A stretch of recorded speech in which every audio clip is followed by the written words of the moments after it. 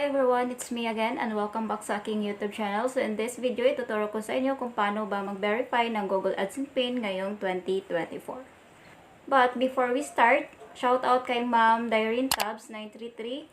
So kapag ikaw rin gusto magpa-shoutout sa next video ko, mag-comment ka lang down below na #DoorsPaShoutout para ma-shoutout kita sa next video ko.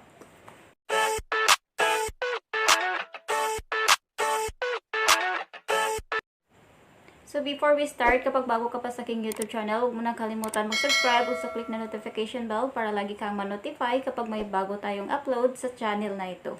Now, punta kayo sa yung Google Chrome browser.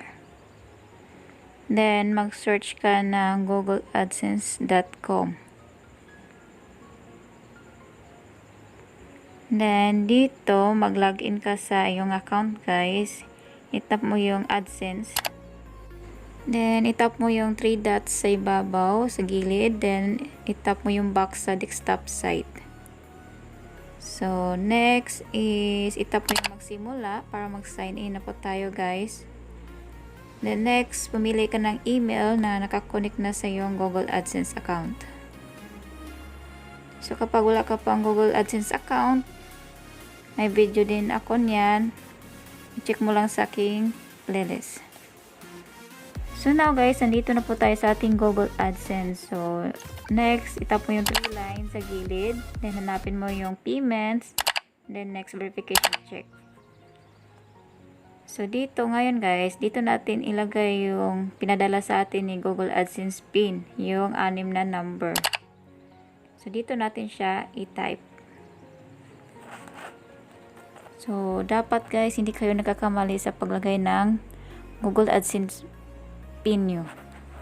So, after mo siya ma-fill upan, itap mo lang yung submit.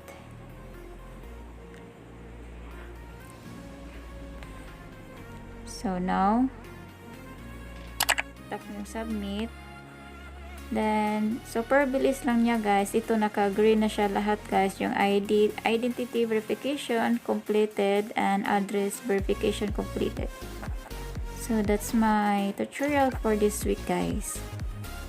So, nakita nyo na, completed na lahat at naka-green na. So, that's my tutorial for this week, guys. And thank you for watching and see you in my next video. And please don't forget to subscribe. Bye!